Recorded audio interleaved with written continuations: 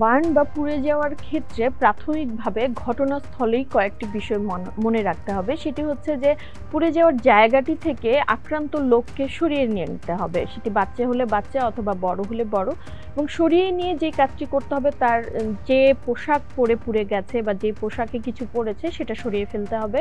আক্রান্ত অংশে প্রচুর পরিমাণে পানি দিতে হবে এবং এই পানি দেওয়াটা আধা ঘন্টা।